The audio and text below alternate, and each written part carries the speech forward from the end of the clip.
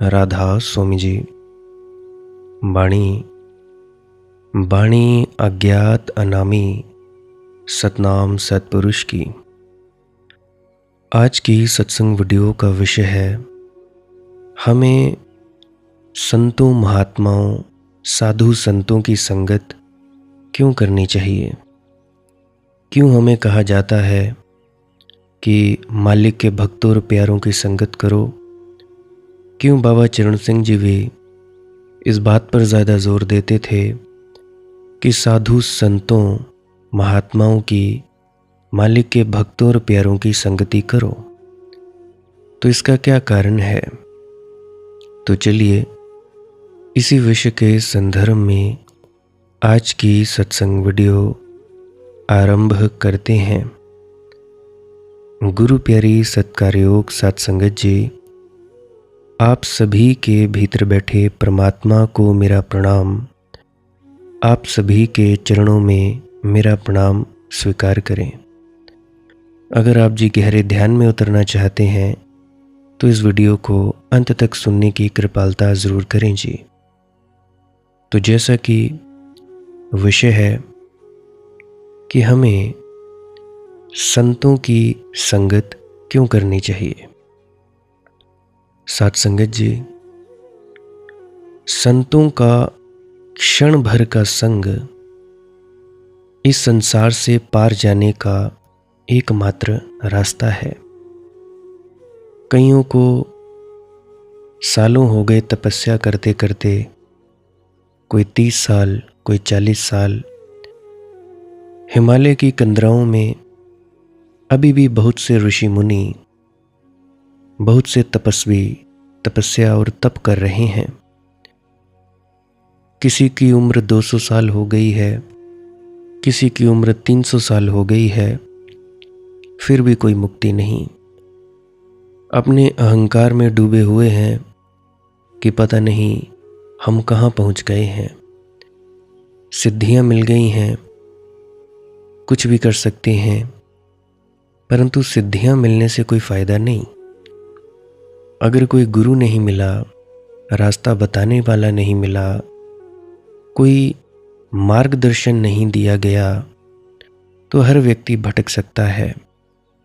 तप करेगा, मन एकाग्र होगा और हमें सिद्धि शक्तियाँ मिलेंगी, परंतु हम उन सिद्धि शक्तियों का करेंगे क्या?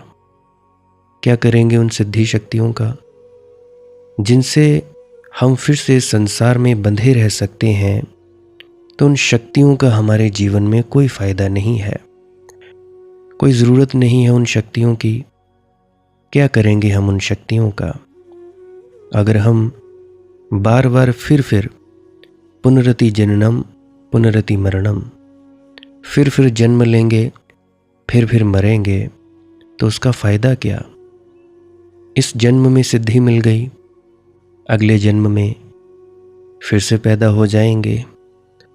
अगर इस जन्म में मन से पीछा छूट गया तो अगले जन्म में हो सकता है हम अवतार के रूप में जन्म लें, हो सकता है हम कृष्ण के रूप में जन्म लें, तो ऐसा हो सकता है।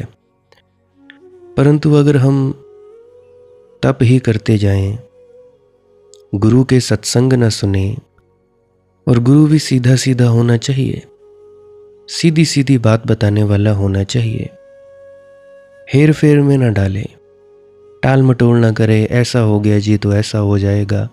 सीधी और स्पष्ट बात बताने वाला मार्गदर्शन चाहिए। अगर कोई सीधी और स्पष्ट बात नहीं बता रहा है तो वो व्यक्ति गुरु के रूप में असंत है, वो गुरु के रूप में ढोंगी है और पाखंडी है। खुद तो बैठा है गद्दी पर, मार्गदर्शन नहीं कर रहा है, तो उस गुरु का हम करेंगे क्या? हमारे प्रश्नों के जवाब नहीं मिल रहे हैं उसके सत्संग में, तो उस गुरु का हम करेंगे क्या? गुरु बनाया जाता है ताकि हमारे प्रश्नों के जवाब मिले।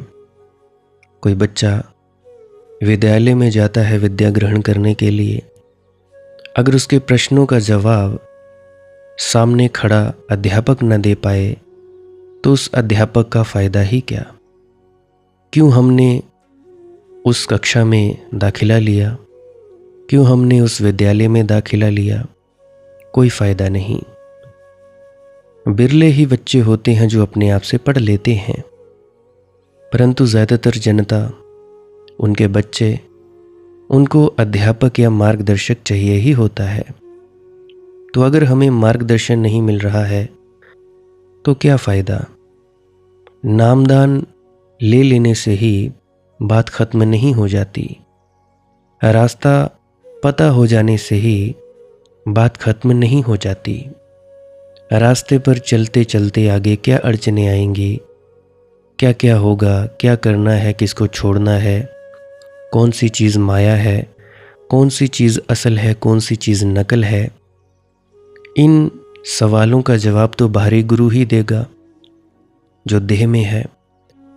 अगर उसने पूरी यात्रा की हुई है, अगर वो पूर्णता को उपलब्ध हुआ है, तब ही वो व्यक्ति आपके प्रश्नों के उत्तर दे पाएगा। अगर कोई व्यक्ति पूर्णता को उपलब्ध नहीं हुआ है तो वो कोई किताब खोलेगा, कोई किताब खोलेगा, कोई किस शास्त्र में से बताएगा कि उसमें ऐसा लिखा है जी, फलाने महात्मा ने ऐसा कहा है जी, परंतु अपना क्या है, वो क्या कहता है, वो ये नहीं कहता। कोई किताब खोल के बैठ जाएगा, कोई किताब खोल के बैठ जाएगा। बाबा कबीर ने कहा था, तुम कहते कागद की लिखी, मैं कहता आंखन देखी। जिस व्यक्ति के पास अनुभव होगा यात्रा का, केवल वही व्यक्ति आपको मार्गदर्शन दे पाएगा। कई लोग कहते हैं जी हमने गुरु नहीं बनाया, नामदान नहीं लिया। तो मैं पूछता हूँ, जिन लोगों ने नामदान ले लिया उन्होंने क्या उखाड़ लिया? यात्रा जब वे चलते हैं, यात्रा पर चलते हैं मंजिल की तरफ, तो उनके दिमाग में जो समस्याएं आईं, मैं उनसे पूछता हूँ, क्या तुमने अपने गुरु से प्रश्न पूछा? क्या तुम्हें तुम्हारे गुरु की ओर से उत्तर मिला? अगर तो उत्तर मिला है तब तो ठीक है, आगे बढ़ते जाओ, तुम्हारे गुरु द्वारा मार्गदर्शन मिल रहा है। अगर नहीं मिल रहा है उत्तर, तब नामदान लेके भी क्या फ़ायदा? मेरे चाहे तुमने किसी भी व्यक्ति से मार्गदर्शन लिया हो, किसी भी व्यक्ति से नामदान लिया हो, मुझे उससे कोई लेना देना नहीं है। हर व्यक्ति का अपना अपना तरीका है, अपनी अपनी बात है। कोई हिमाचल के स्कूल में पढ़ता है, कोई दिल्ली के स्कूल में पढ़ता है, कोई राजस्थान के स्कूल में पढ़ता है। तो अपने अपने गुरुओं से हर कोई बच्चा जाकर प्रश्न करता है और प्रश्नों के समाधान दिए जाते हैं। अगर बच्चे के प्रश्नों का समाधान न किया जाए, तब बच्चे के दिमाग में जो डाउट है, जो समस्या है, वो बनी की बनी रहेगी और वो बच्चा आगे नहीं बढ़ सकता। तो ठीक इसी प्रकार से अगर दुनियावी शिक्षा में ऐसा हो सकता है, तो क्या हम बिना गुरु के मार्गदर्शन के सिर्फ नामदान लेकर ये यात्रा पार कर पाएंगे? कहा जाता है जी नामदान ले लेना सिर्फ दाखिला ले लेना है, उसके बाद की यात्रा वो हमें ही करनी होगी। अगर कोई व्यक्ति सोचे कि नामदान ले लिया तो मुक्ति हो जाएगी, अंत समय कोई गुरु आ जाएगा, तो साफ कहता हूँ वो व्यक्ति धोखे में है, वो व्यक्ति भ्रम में है। तुम चाहे जितना मर्जी मानते रहो, अगला जन्म होगा ही होगा। तुम्हारे कर्मों का हिसाब तुम्हें देना ही होगा। कोई गुरु तुम्हारी जगह तुम्हारे कर्मों का हिसाब नहीं दे सकता। अगर दे सकता तो तुम सोचो, बाबा गुरिंदर सिंह जी को कैंसर क्यों हुआ? उनको बीमारियां क्यों आती हैं? किसी पुराने जन्मों के कर्मों का फल है। महाराज चरण सिंह जी को हार्ट अटैक क्यों हुआ? बाबा सावन सिंह जी बीमार क्यों हुआ करते थे? उनसे भी पुराने जितने भी गुरु हुए, वे क्यों बीमार होते थे? श्री राम ने आत्महत्या क्यों की? कृष्ण को क्यों मारा गया? तो ये जितनी भी उदाहरणें हैं, इनसे हमें ये पता चलता है कि कर्मों अपनो अपनी के नेड़े के दूर। कर्म अपने अपने हैं, हर किसी व्यक्ति ने भोगने ही भोगने हैं। कोई आज भुगत रहा है, कोई आखिर में भुगतेगा। एक बात याद रखना, जो कर्म कर दिया ज्ञान होने से पहले, मानो वो तीर कमान से निकल चुका, चलाई गई गोली बाहर निकल चुकी, पिस्तौल में से गोली निकल चुकी, तीर निकल चुका, वो अपने लक्ष्य को भेद के ही हटेगा। ज्ञान होने से पहले जो भी कर्म किए जाते हैं उसका भुगतान करना ही पड़ता है। आज करो, कल करो, आखिरी जन्म में करो, जब करना हो करो, ये होता ही होता है। तो बार बार मेरे आप लोगों को बताने का इतना ही फर्ज है कि आप लोगों को थोड़ा जगाऊं, थोड़ा होश में डालूं कि किस गफलत की नींद में सोए हुए हो, कौन सी नींद में, मोह की मीठी नींद में तुम लोग सोए हुए हो। इतनी बेहोशी है तुम लोगों के अंदर, तुम जाते हो बेहोशी में, डेरों में हो आते हो, सत्संग सेंटरों में हो आते हो, कुछ अच्छी अच्छी बातें कराते हो, राजनीति की बातें कराते हो, सेवा कराते हो, परंतु उससे तुम्हारा क्या फ़ायदा होता है? तुम्हारे घरों में क्लेश वैसे के वैसे, तुम्हारी दिक्कतें परेशानियां वैसी की वैसी, भेदभाव तुम्हारे अंदर वैसे के वैसे, और मूर्खों की तरह हम चले हुए हैं। जैसे भेड़ें जाती हैं ऐसे ही हम चले हुए हैं। कोई भी व्यक्ति होशपूर्ण नहीं जाता, कोई भी व्यक्ति होशपूर्ण ये नहीं कह सकता कि मैं ये क्यों कर रहा हूँ। सेवा कर रहे हैं, दूसरे खींच रहे हैं तो जा रहे हैं, खुद का कोई दिल नहीं है। और सामने से बातें क्या बनाते हैं कि सेवा करने का मौका किसी किसी को ही मिलता है, सौभाग्यशाली जीव को ही मिलता है। परंतु सबसे बड़ी बात यह है, अगर हमारा ही दिल ना हो सेवा करने का और हम जबरदस्ती उस सेवा को करते जाएं, क्या उस सेवा का हमें फल मिलेगा? कोई फल नहीं मिलेगा। उस सेवा से उलट अहंकार जरूर बन जाता है। क्या फायदा होगा? क्या सोचते हैं हम कि किसी को बेवकूफ़ बना रहे हैं या अपने आप को बेवकूफ़ बना रहे हैं। बातें तो मेरी बड़ी कड़वी लगती हैं आप लोगों को। कई तो कमेंट में आकर कह देते हैं तू बहुत बड़ा है, तू बाबा जी से बड़ा है। कोई मुझे मैसेज पर दे देता है, व्हाट्सएप पे मैसेज लिखता है कि तू अपने आप को ठीक समझता है और हमें समझता है कि हम ऐसे हैं। खुद को तू ठीक कहता है, हमें तू ऐसा कहता है। तो ऐसे ऐसे कमेंट मुझे सुनने को मिल जाते हैं। खैर कोई बात नहीं, कोई बड़ी बात नहीं है, क्योंकि जब जब सत्य कहा जाता है तो धारणाएं टूटती हैं और यही बातें सत्संगों में भी फरमाई जाती हैं। इन पाखंडी सत्संगकर्ताओं के सत्संगों में नहीं। अगर तुम संतों महात्माओं का सत्संग सुनोगे, किसी संत का सत्संग सुनना, तुम बाबा गुरिंदर सिंह का सत्संग सुनना, उसमें यही सब कहा जाता है जो मैं कहता हूँ। कोई होशपूर्ण अगर जागा रहता हो तो मेरी बातों को बोलेगा कि हाँ मैं सहमत हूँ। तुम लोग सोचते हो कि मैं ये बातें कहाँ से बोल रहा हूँ। मैंने भी ये बातें सुनी हैं, मेरी अनुभव की गई हैं और अनुभव की कसौटी पर उतारा है, तभी आप लोगों को बोल रहा हूँ। आप लोग बोलते होगे कि हम कहाँ होते हैं, जब हम भी तो सत्संग में जाते हैं, हम कहाँ होते हैं। माफ़ करना, तुम लोग सो गए होते हो, सोने में ही लगे रहते हो। जब सामने से बोला जाता है राधा स्वामी जी, फिर तुम उठते हो। अगला सत्संग इस तारीख को है, जिसने आना है बड़ी खुशी के साथ आ सकता है, तब तुम जागते हो। ना तो तुम लोग बात सुनते हो। अगर मुझ जैसा कोई बात कह देता है कि ऐसा है, तुम लोग उस बात को मानने के लिए तैयार ही नहीं हो। मोह की मीठी नींद में सोए रहते हो। तुम लोग होश में आना ही नहीं चाहते। इसीलिए संतों महात्माओं का फरमान है कि मालिक के भक्तों और प्यारों की संगत करो।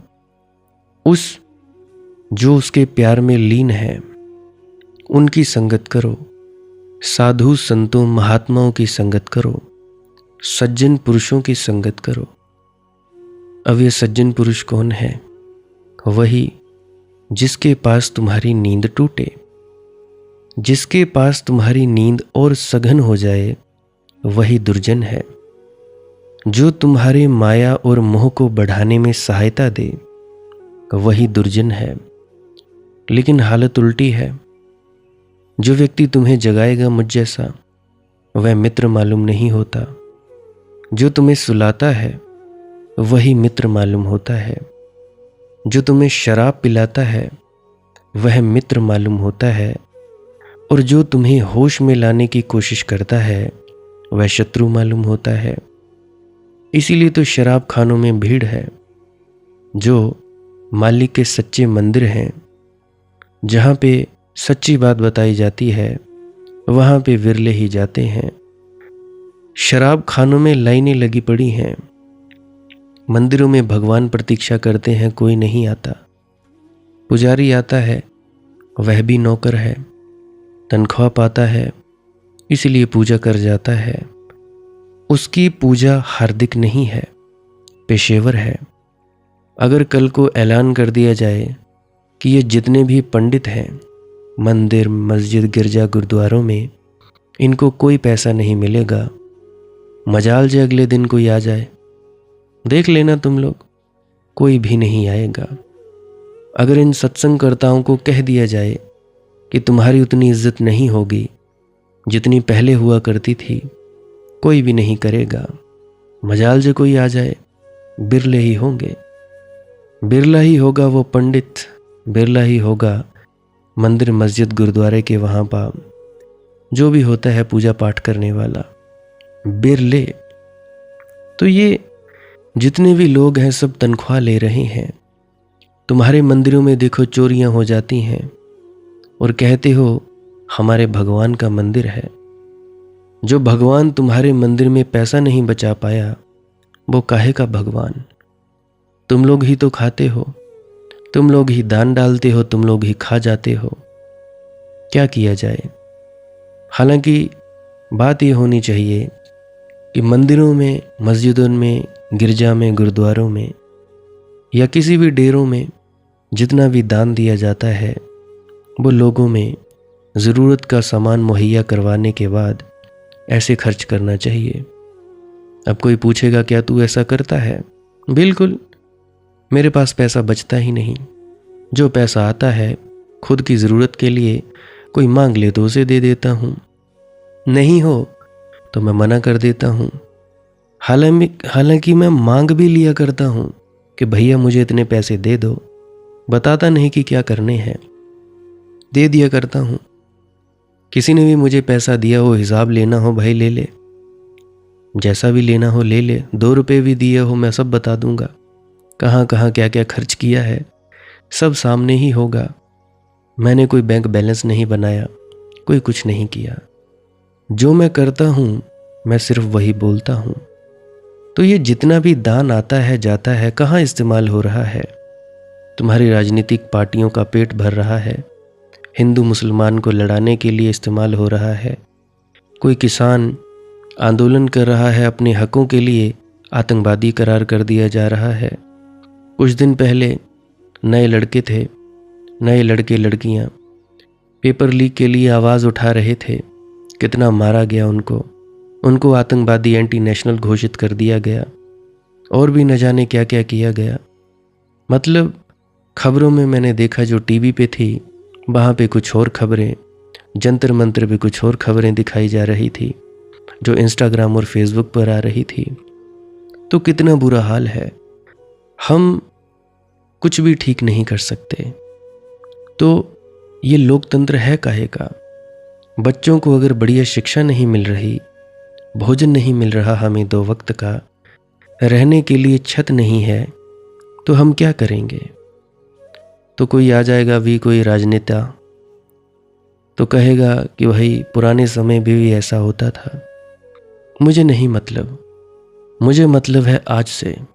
मुझे अतीत से कोई लेना देना नहीं, भविष्य से कोई लेना देना नहीं।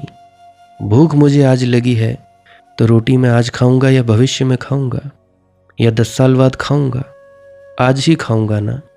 बीमार मैं आज हूँ, दवाई मैं कल परसों लूँगा या आज लूँगा? या पिछले कल का मैं डॉक्टरों को बोलूँ कि उन्होंने मुझे दवाई नहीं दी? मैं नहीं बोलूँगा। तो बात कर रहा था कि ये जितने भी हैं पुजारी वगैरह, ये सब नौकर हैं, तनख्वाह पाते हैं। इनकी पूजा हार्दिक नहीं है, पेशेवर हैं, कोई प्रेमी नहीं है। अब क्या मामला है, बात बताता हूँ। जहाँ जहाँ नशा है वहाँ वहाँ तुम भीड़ देखोगे। सिनेमा के सामने भीड़ लगी है, 3 घंटे को नशा छा जाता है। खो जाते हो तस्वीरों में, भूल जाते हो अपना दुख दर्द, अपनी पीड़ा, भूल जाते हो अपनी परेशानियां, चिंताएं। 3 घंटे के लिए अपने से छुटकारा हो जाता है। ये कोई छुटकारा कुछ काम आने वाला नहीं है। 3 घंटे बाद रोशनी होती है, पर्दे पर तस्वीरें बंद हो जाती हैं, तुम फिर अपनी जगह खड़े हो जाते हो। वही चिंता और वही दुख। शराब भुला देती है 2-4 घंटों को, फिर होश आता है, फिर वही दुख, फिर वही पीड़ा। तुम अगर मंदिरों में भी जाते हो तो तुम्हारा इरादा शराब पाने का ही होता है। यही फर्क है। भजन भी तुम 2 तरह से कर सकते हो। एक तो शराब की तरह कि भजन में खो गए, चिंता मिटी, दुख दर्द मिटा। उतनी देर तो याद न रही कि घर लौटना है, कि पत्नी बच्चे हैं, कि पत्नी बीमार है, कि बच्चों को स्कूल में एडमिशन करवाना है, पैसे पास नहीं है। सब चिंता भूल गई। 1 घंटे भर 2 घंटे भर भजन में डूब गए। अगर तुम भजन में भी डूब रहे हो तो वह भी शराब है। भजन जगाए तो ही भजन है, होश में लाए तो ही भजन है। तो मंदिरों के नाम पर भी शराब खाने खुले हैं और धर्म के नाम पर भी लोग बेहोशी खोजते हैं, होश नहीं खोजते। ध्यान रखना, जहां होश मिलता हो, जहां तुम जगाए जाते हो, और निश्चित ही जहां तुम जगाए जाओगे वहां परेशानी होगी। जैसे मेरे पास तुम लोगों में से अधिकतर लोगों को परेशानी हो जाती है कि ये क्या कहता है, क्यों कहता है। नींद में बड़ी महिमा है, नींद में बड़े सुंदर सपने चल रहे हैं, जागना कठोर है। और जीवन के सत्य के साथ परिचय बनाना चुनौती है। मुश्किलें खड़ी होंगी, संघर्ष करना होगा, साधना से गुजरना होगा, तपश्चर्या होगी। वास्तविकता के साथ तो सिर्फ आंख बंद करके काम नहीं हो सकता। आंख खोलकर ही यात्रा करनी होगी। और रास्ता कंटकाकीर्ण है और रास्ता भटका सकता है। जो कभी चलते ही नहीं, उनके भटकने का डर भी नहीं। जो अपने बिस्तर पर ही पड़े रहते हैं, उनके जीवन में कोई दुर्घटना तो हो ही नहीं सकती। लेकिन जो रास्ते पर चलेगा, दुर्घटना भी है, भटकने का उपाय भी है और कठिनाई भी है। यात्रा श्रमपूर्ण है, क्योंकि यात्रा चढ़ाई की है, पहाड़ के शिखर की तरफ जाना है। परमात्मा की तरफ जाने का अर्थ है शिखर की तरफ जाना। प्रतिपल कठिनाई बढ़ती जाएगी और जो उस कठिनाई से पार होने को राजी है, वही शिखर के आनंद को उपलब्ध होगा। आनंद मुफ्त नहीं मिलता, अर्जित करना होगा, श्रम करना होगा। यद्यपि श्रम से ही नहीं मिलता है, श्रम करने के बाद मिलता है, लेकिन मिलता तो प्रसाद से है। पर जिसने श्रम किया, जिसने अपने को तैयार किया, उस पर ही परमात्मा बरस सकता है।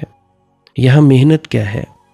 मेहनत है खाली बैठने की, खुद को बिठाने की। करना धरना कुछ नहीं है, बस इतनी ही मेहनत है कि अपने आप को तैयार करना है। उस पर ही परमात्मा बरस सकता है। आशा रूपी वायु पीछा नहीं छोड़ती। तुम परमात्मा में भी आशा बांध लेते हो, मेरे पास लोग आते हैं, मैं उनसे कहता हूँ आशा छोड़कर ध्यान करो। वे कहते हैं आशा ही छोड़ दें तो फिर हम ध्यान ही क्यों करेंगे। आशा से ही ध्यान करने आए हैं कि ध्यान से मन को शांति मिलेगी, परमात्मा मिलेगा, समाधि होगी।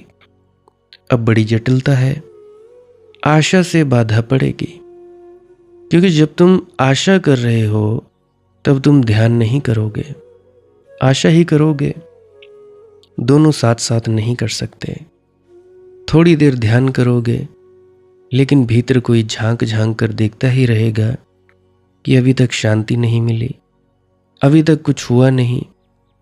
3 दिन गुजर गए, अभी तक कुछ हुआ ही नहीं। साल बीत गया, कुछ हुआ ही नहीं। पहले हम जाप करते थे, अब ये कहता है कि थोड़ा शांत बैठ जाओ, कुछ हुआ ही नहीं। अभी तक आनंद का कोई अनुभव नहीं हुआ।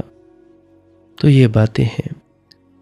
तुम ऐसा ही समझो कि मैं तुमसे कहूँ कि आओ नदी चलें, तैरने में बड़ा आनंद है। तुम कहो निश्चित तैरने में आनंद है, मैं भी आता हूँ।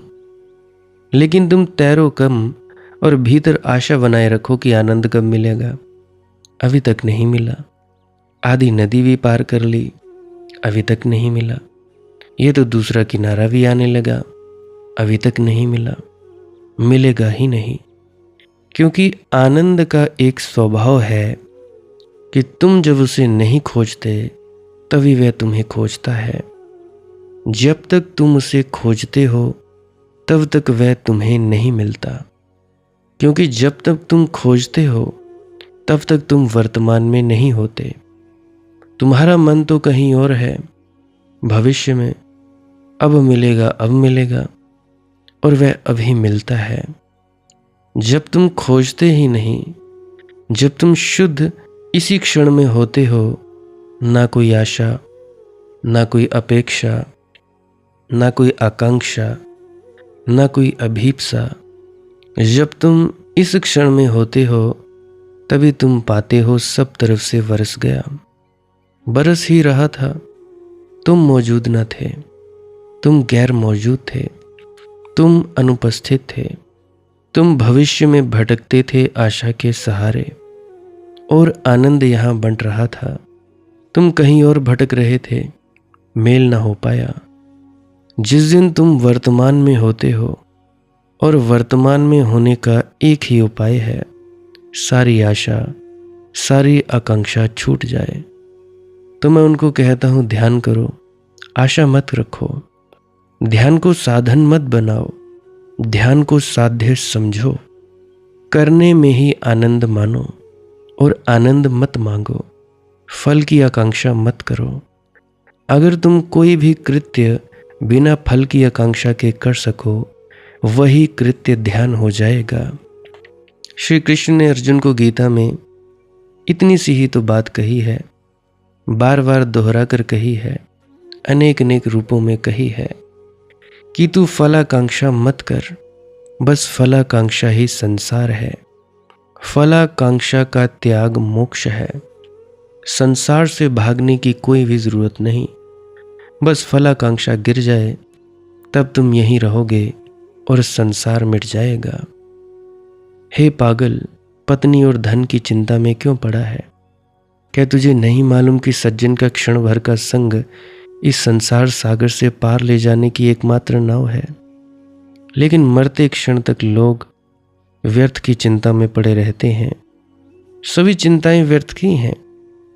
सार्थक का चिंतन होता है, चिंता नहीं होता। मैंने सुना है एक बहुत ही अमीर व्यक्ति मर रहा था, मरणशैया पर है।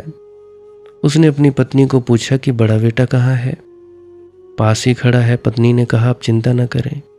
अच्छा, और मंझला बेटा? वह भी पास है, उसने कहा।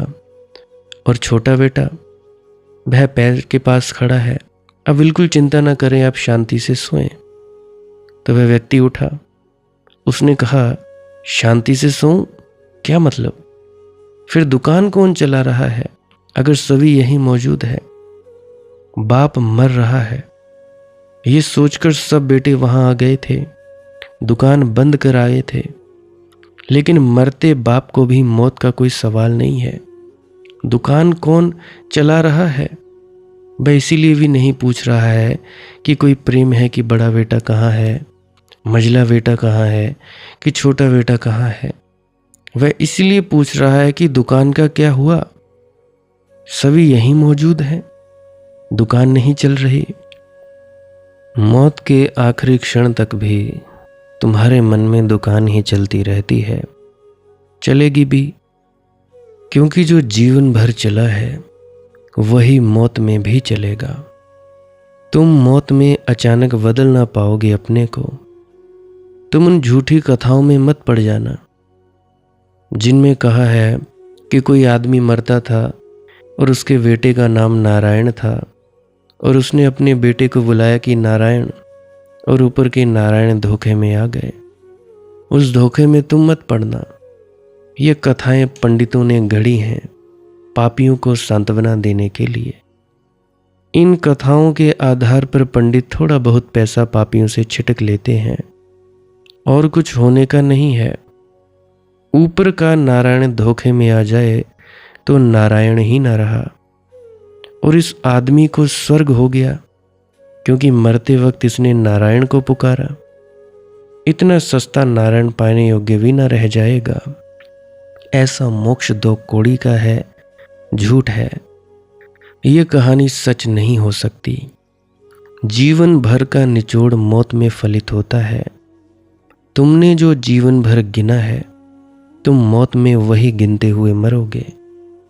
अगर तुम रुपए ही गिनते रहे हो, मरते वक्त भी संख्या चलती रहेगी, क्योंकि मौत तुम्हारे जीवन का सार निचोड़ है। अगर जीवन भर अशांत रहे हो, अशांत मरोगे।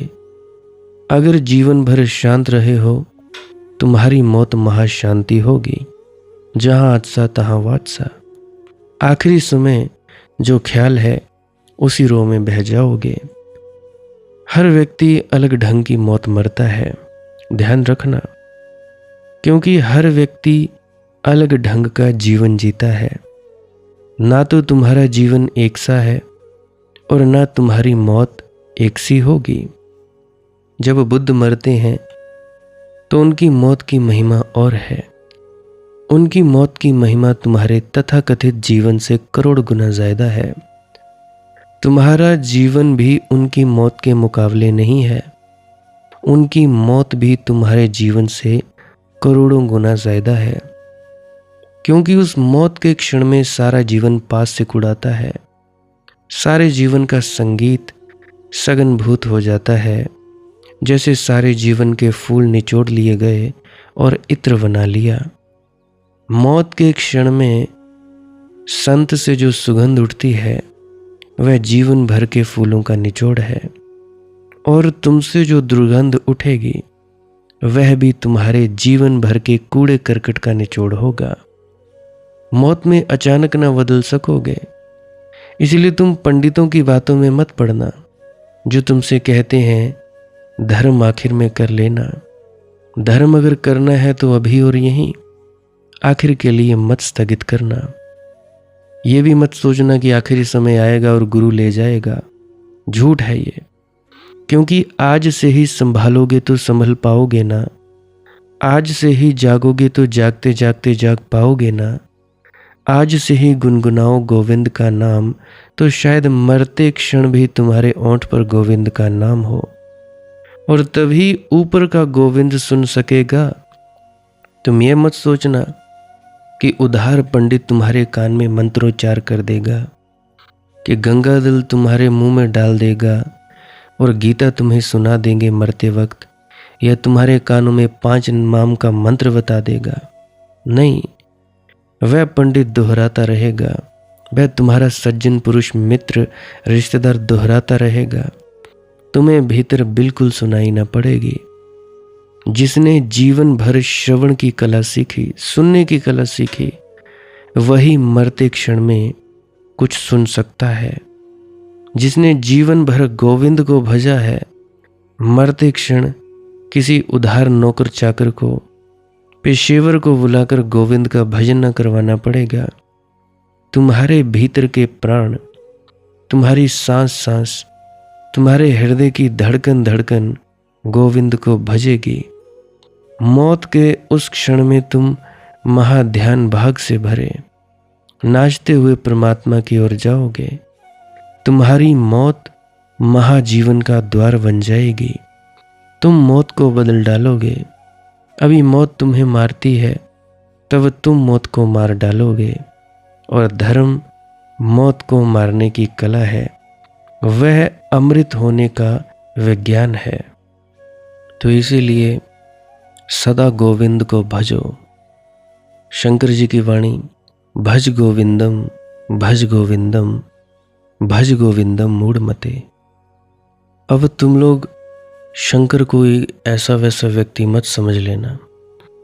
शंकर छिपे हुए संत हैं, छिपे हुए बौद्ध भी हैं, जैन भी हैं, छिपे हुए मुसलमान भी हैं। वैसे ही जैसे महात्मा बुद्ध छिपे हुए हिंदू हैं, छिपे हुए जैन हैं, छिपे हुए ईसाई भी, और वैसे ही जैसे क्राइस्ट छिपे हुए हिंदू हैं, छिपे हुए मुसलमान, छिपे हुए बौद्ध भी। जिन्होंने जाना है उन्होंने एक को ही जाना है, दो हैं ही नहीं जानने को। ये हिंदू, मुसलमान, राधा स्वामी, अल्लाह, वाहेगुरु, ईसाई, सब ऊपर ऊपर के नाम हैं, ऊपर ऊपर की पहचान है। भीतर का सत्य एक है। भाषा अलग होगी, जो कहा गया है वह अलग नहीं है। ढंग अलग होगा कहने का, समझाने की प्रक्रिया अलग होगी, लेकिन जो स्वाद मिला है उसके अलग होने की कोई संभावना नहीं है। इसे ठीक से समझ लेना जरूरी है। इसकी नासमझी नामालूम कितने उपद्रव का कारण बनती है। हिंदू मुसलमान से लड़ते हैं, जैन बौद्धों से लड़ते हैं, कबीरपंथी राधा स्वामियों से लड़ते हैं, ब्यास वाले आगरे वालों से लड़ते हैं। कोई किसी से लड़ता है तो कोई किसी से लड़ता है। और जहाँ किसी तरह का संघर्ष दिखाई पड़े, समझ लेना कि सत्य वहाँ से खो जाता है। तुम्हारे लड़ने में ही सत्य की हत्या हो जाती है। तुम्हारे संघर्ष में ही असत्य निर्मित हो जाता है। क्योंकि जहाँ भी संघर्ष है वहीं हिंसा है। फिर चाहे हिंसा शरीर के संघर्ष में प्रकट हो या बुद्धि के संघर्ष में, इससे कुछ भेद नहीं पड़ता। दूसरे को मिटाने की चेष्टा चाहे शरीरगत हो और चाहे मानसिक, हिंसा हिंसा है। दूसरे में गलत देखने की आकांक्षा और वृत्ति हिंसा का ही फैलाव है। जब तक तुम विपरीत में भी स्वयं को न देख पाओ, तब तक जानना मन के ऊपर उठना नहीं हुआ, चेतना के मंदिर में प्रवेश नहीं हुआ। उस मंदिर के वह द्वार हैं और प्रत्येक द्वार से प्रवेश संभव है। और जो मंदिर में प्रविष्ट हो जाता है वह द्वार को भूल जाता है। कौन याद रखता है द्वार को प्रवेश के बाद? प्रवेश के पहले द्वार बहुत महत्वपूर्ण मालूम होता है, क्योंकि उससे ही प्रवेश करना है। लेकिन प्रवेश के बाद द्वार व्यर्थ हो जाता है। अब जैसे मेरे लिए ये राधा स्वामी मत व्यर्थ हो गया, कोई ज़रूरत ना रही, क्योंकि दरवाज़ा सा प्रवेश कर दिया। द्वार की तरफ पीठ हो जाती है प्रवेश के बाद। प्रवेश के पहले द्वार की तरफ आंख थी। सब संप्रदाय दरवाजे हैं, और जब तक संप्रदाय तुम्हें बहुत महत्वपूर्ण मालूम पड़े, हिंदू, मुसलमान, राधा स्वामी, गैर राधा स्वामी, जैन, तब तक जानना मंदिर में प्रवेश नहीं हुआ। अभी द्वार पर आंख अटकी है। जब मंदिर में प्रवेश हो जाएगा तो द्वार की तरफ पीठ हो जाएगी। न हिंदू अर्थपूर्ण रह जाएगा, न मुसलमान अर्थपूर्ण रह जाएगा। वह जो महाअर्थ प्रकट होगा मंदिर के अंतर्गृह में, वह तुम्हारे संप्रदाय को ही नहीं, तुम्हारे शास्त्र को ही नहीं, तुम्हें भी मिटा ले जाएगा। सब कुछ बह जाएगा उस बाढ़ में, और उस बाढ़ के बाद जो बच रहता है वही तुम्हारा स्वभाव है। उस बाढ़ में जो भी प्रभाव था सब बह जाएगा। उस बाढ़ में जो भी ऊपर के आवरण थे सब बिखर जाएंगे। उस बाढ़ में जो भी विजातीय था उससे तुम्हारे संबंध टूट जाएंगे। केवल तुम बचोगे अपने शुद्धतम कुंवारेपन, अपनी निर्दोषता में, और उसका स्वरूप तुम लाख उपाय करो तो भी बिना अनुभव के नहीं समझाया जा सकता। उसका स्वाद ही लेना होगा, उस मस्ती में डूबना ही होगा, उस नशे को पीना ही होगा। जब तक तुम मदमत्त होकर, सब भांति खोकर, सब कुछ लुटाकर उसमें ना डूब जाओगे, जब तक तुम बाकी रहोगे तब तक संसार बाकी रहेगा। जब तुम मिट जाओगे तभी परमात्मा शुरू होता है। जहाँ तक खुदी है वहाँ तक खुदा नहीं है, और जहाँ खुदी की समाप्ति है वहीं खुदा का प्रारंभ है। शंकर छिपे हुए बौद्ध हैं, क्योंकि वे वही कह रहे हैं जो बुद्ध ने कहा, और बुद्ध भी छिपे हुए वेदांती, क्योंकि वे वही कह रहे थे जो उपनिषद ने कहा है। कपड़े अलग हैं, कभी कभी कपड़े विरोधी भी मालूम पड़ते हैं, इसे थोड़ा समझें। अब महात्मा बुद्ध ने उपनिषद और वेदों का विरोध किया, और फिर भी उन्होंने उपनिषद वेद को ही सिद्ध किया। विरोध करना पड़ता है। उपनिषद जब जन्मे, जब उपनिषद की गंगा पैदा हुई तो गंगा बड़ी स्वच्छ थी, निर्मल थी, गंगोत्री थी। फिर गंगा वही, हजारों लोगों का स्नान हुआ, हजारों गांव से गुजरी, गंदी हुई, कूड़ा करकट हुआ, नदी नाले गिरे। जो गंगोत्री में गंगा की पवित्रता है वह आकर काशी में नहीं रह जाती, वह रह नहीं सकती। जैसे जैसे समय बीतता है वैसे वैसे मूल स्रोत अपनी स्वच्छता को खो देता है। उपनिषद जब पैदा हुए बुद्ध के कोई 2500 साल पहले, तब उनकी गरिमा अनूठी थी। उनके शब्द शब्द में प्रकाश था, पंक्ति पंक्ति में परमात्मा था। बुद्ध के समय तक वह गरिमा खो गई, धूल जम गई। दर्पण तो रहा लेकिन बहुत धूल से भर गया। अब उसमें कोई प्रतिबिंब नहीं बनता था। अब दर्पण अंधा हो चुका था, लेकिन दर्पण के आसपास बड़ा संप्रदाय खड़ा हो गया था। अगर बुद्ध चेष्टा भी करें कि हम दर्पण को साफ कर दें तो वे साफ नहीं करने देंगे।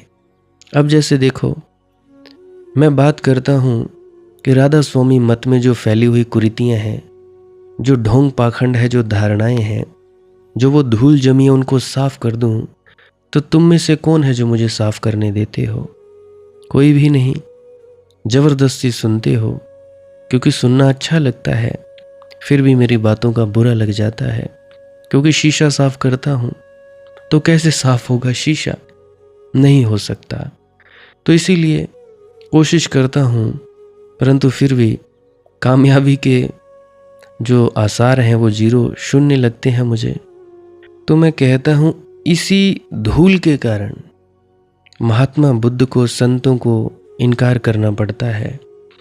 क्योंकि जब तक इस शीशे को इनकार न किया जाए, दूसरे शीशे के लिए लोगों को राजी नहीं किया जा सकता। लेकिन दूसरा शीशा ठीक वैसा ही शीशा है जैसा पहला था। फर्क इतना है कि पहला पुराना हो गया, जरा जीर्ण हो गया, उस पर धूल जम गई। सत्य संगठित हो गया, बस मर जाता है। अब ये दूसरा सत्य फिर नया है, नवजात, सुबह की ओस की भांति ताजा। नया सत्य भी थोड़े दिन में फिर पुराना हो जाएगा। तो शंकर के पैदा होते होते बुद्ध का सत्य भी वैसा ही पुराना हो गया।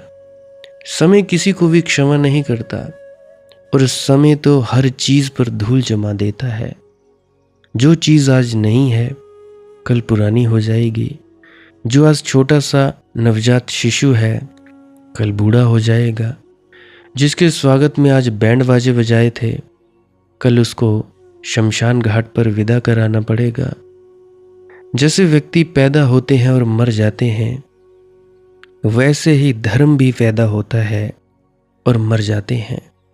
समय की धारा में जो भी प्रविष्ट करता है वह जर्र जीर्ण होगा, बूढ़ा होगा, व्यर्थ होगा, कचरा हो जाएगा। लेकिन जब घर में कोई मर जाता है, माँ मर जाए, कितना प्रेम किया था उसे, लेकिन मर जाने पर कितना ही रो, फिर भी शमशान घाट तो ले जाना पड़ेगा। अब कोई नासमझ अगर माँ की लाश को घर में रख कर बैठ जाए तो जो जिंदा है उनका जीना मुश्किल हो जाएगा।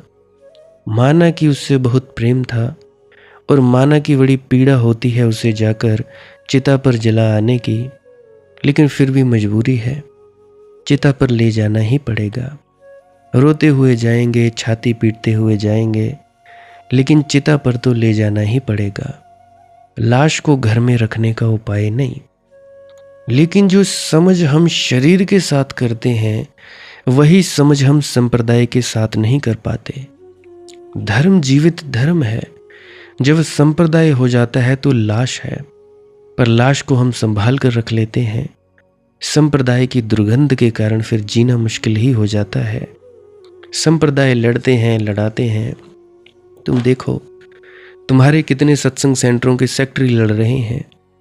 देखो कितने संप्रदाय लड़ रहे हैं।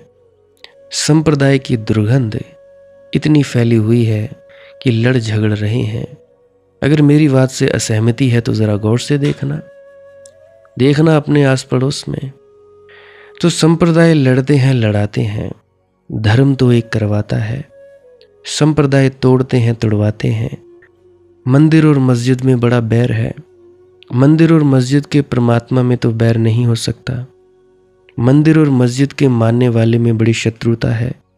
लेकिन वह जिसकी पूजा चल रही है मंदिर में और जिसकी पूजा चल रही है मस्जिद में, और किसी ने उसको राम कहकर पुकारा है और किसी ने अल्लाह कहकर या किसी ने राधा स्वामी कहकर, तो ये संबोधन अलग होंगे, लेकिन जिसे पुकारा है वह तो एक ही है। तो शंकर के समय तक आते आते बुद्ध की धारा भी गंदी हो गई, गंगोत्री न रही, वह भी काशी आ गई। शंकर को फिर खंडन करना पड़ा, क्योंकि अब बुद्ध को मानने वाले बौद्ध थे, बड़ा संप्रदाय था और वे धूल को न झाड़ने देंगे। फिर नए शीशे को निर्मित करना पड़ा। आज फिर हालत वैसी हो गई है। आज शंकर के दर्पण पर, राधा स्वामी मत के दर्पण पर, शीशे पर फिर धूल जम गई है। सदा होता ही रहेगा और मैं धूल को झाड़ने की कोशिश नहीं करता, नया ही तुम्हें शीशा देने की कोशिश करता हूं। धूल को मत पूजना, शीशे को खोजना। केवल तभी तुम एक सा ही शीशा सभी के भीतर पाओगे, और जब तुम्हें एक सा शीशा सभी के भीतर दिखाई पड़ने लगे तभी तुम जानना तुम्हें सद्बुद्धि का जन्म हुआ है। बुद्धि और सद्बुद्धि का यही भेद है। बुद्धि खंडन करती है, आलोचना करती है, विरोध करती है, विवाद करती है। सद्बुद्धि संवाद करती है। बुद्धि बताती है कि भेद कहाँ कहाँ है, सद्बुद्धि बताती है कि अभेद कहाँ है। बुद्धि विश्लेषण करती है, सद्बुद्धि संश्लेषण करती है। बुद्धि सीमाएं खींचती है, सद्बुद्धि सीमाएं मिटाती है। और जब सभी सीमाएं मिट जाती हैं तभी असीम की उपलब्धि होती है। ऐसा मत सोचना कि तुम सीमाओं में बंधे बंधे असीम को जान लोगे। जानेगा कौन? अगर तुम ही सीमा में बंधे हो तो असीम को कैसे जानोगे? तुम जो भी जानोगे वह सीमित हो जाएगा। असीम को जानना हो तो एक ही उपाय है, अपनी सीमाओं को तोड़ डालना।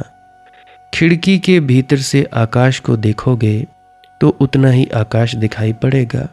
जितना खिड़की का ढांचा होगा उससे ज्यादा आकाश दिखाई नहीं पड़ सकेगा। खिड़की आकाश को भी सीमित कर देगी। अगर पूरे आकाश को देखना हो तो बाहर निकल आना, घर के खुले आकाश के नीचे।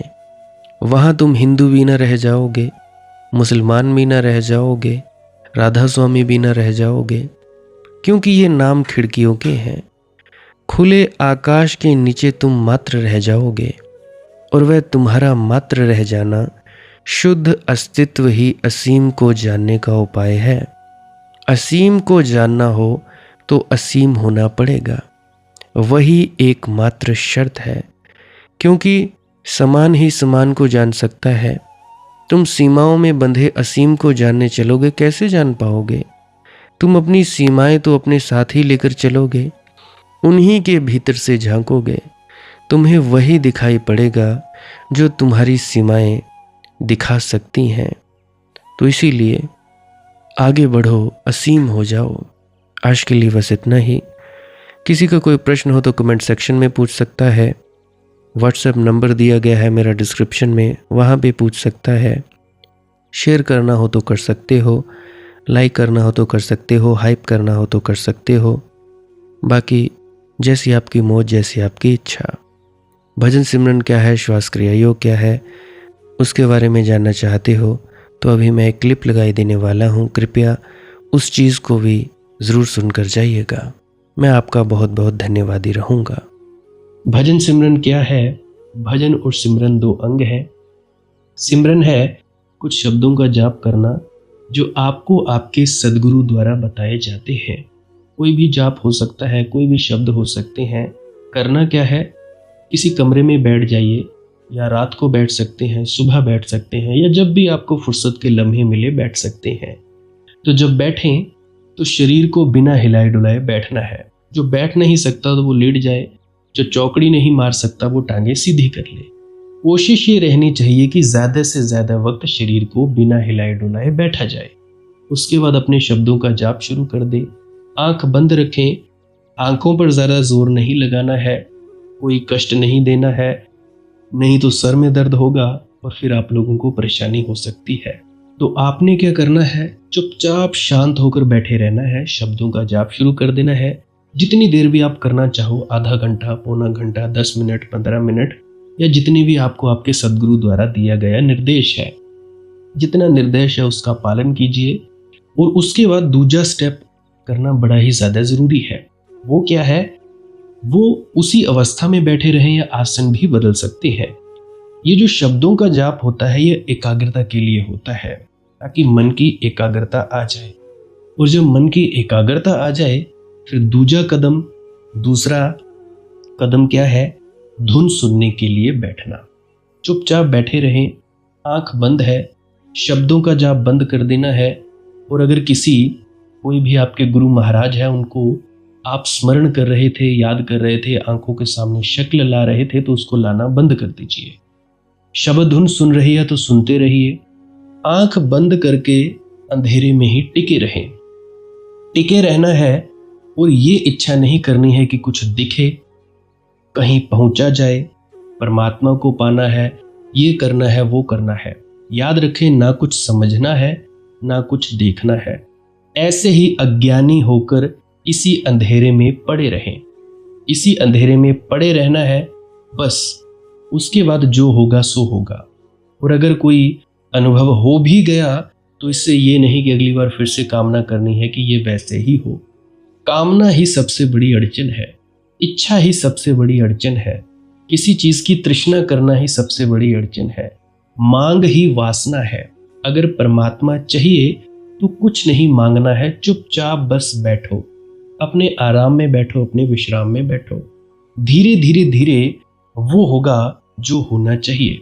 अगर मैं ज़्यादा बोलूँगा तो आप लोग फिर से उसकी कल्पना कर लोगे कि जी ऐसा होता है, खंड ब्रह्मांड ऐसे होते हैं, चांद तारे दिखेंगे, फलाना ढिकाना। तो मैं ऐसा नहीं कहूँगा। मैं बस इतना कहूँगा, जो कुछ दिखता है, कुछ भी दिख जाए, वो मन है, वो माया है। जो नहीं दिखता वही आत्मा है, वही आत्मा में होना है। अब जैसा कि तुम लोग इसी अंधेरे में टिके रहोगे, टिके रहोगे, टिके रहोगे, तो कुछ दिनों के बाद या महीनों के बाद एक प्रकाश आएगा। वो प्रकाश पूरे शरीर में फैलता जाएगा और धीरे धीरे तुम इस प्रकाश के सहारे अपने आप में स्थित होगे। अब देखो, इस प्रकाश को देखने वाले भी तुम हो और इस शब्द धुन को सुनने वाले भी तुम हो। अब जो ये शब्द धुन को सुनता है और प्रकाश को देखता है, ये तुम हो। तो अपने आप में स्थित होना है, अपने आप को जानना ही सच्चा आत्मज्ञान है। खुद को जानना, खुद को जान लिया, मालिक को फिर जान जाओगे। तो इतनी सी प्रक्रिया है। और आगे आप श्वास क्रिया भी कर सकते हो। ये मुझे बताई गई थी विजय शर्मा जी द्वारा। वो एक उच्च कोटि के संत हैं, तो उन्होंने मुझे बताई और मेरा फ़र्ज़ बनता है कि आप सभी को बताऊं। वैसे तो मैं रोज़ रोज़ बताता हूँ, फिर भी आज फिर से बता रहा हूँ। श्वास क्रिया क्या है? नाक से सांस लेना है, मुंह से छोड़ना है। लंबा सांस लेना है नाक से और मुंह से छोड़ देना है।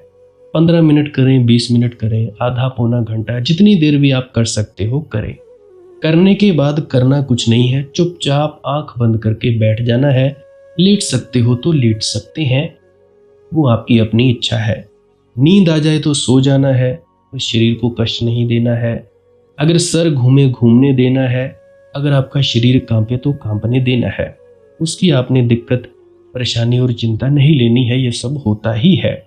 और मरने से डर लगे तब भी नहीं डरना है, ये होता ही है। क्या कहा मैंने? 15 से 20 मिनट कर सकते हैं, उसके बाद चुपचाप बैठें और अपने भीतर अपने आप उतर जाओगे। ठीक है जी। प्रेग्नेंट लेडीज़ बिल्कुल ना करें, जिनको दिल की बीमारी है या गोलियां वगैरह खाते हैं वो भी बिल्कुल ना करें, और बाकी सब कर सकते हैं।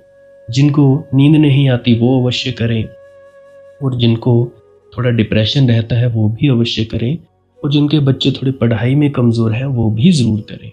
बाकी आपकी मौज है, करना हो करिए, नहीं तो आपकी अपनी अपनी इच्छा है। और ध्यान दें, जब सिमरन करें तो उसके बाद सीधा भजन पे बैठें, और जब ये श्वास क्रिया करें तो इसके बाद सीधा भजन के लिए बैठें। अलग अलग प्रक्रियाएं हैं। एकाग्रता के लिए है श्वास क्रिया और एकाग्रता के लिए ही है भजन सिमरन। सिमरन भी एकाग्रता के लिए और श्वास क्रिया भी एकाग्रता के लिए। ठीक है, मिक्स नहीं करना है, अलग अलग करिए। अगर श्वास क्रिया करी तो उसके बाद सीधा धुन सुनने पर बैठें। अगर सिमरन के शब्दों का जाप किया उसके बाद फिर से धुन सुनने पर बैठें।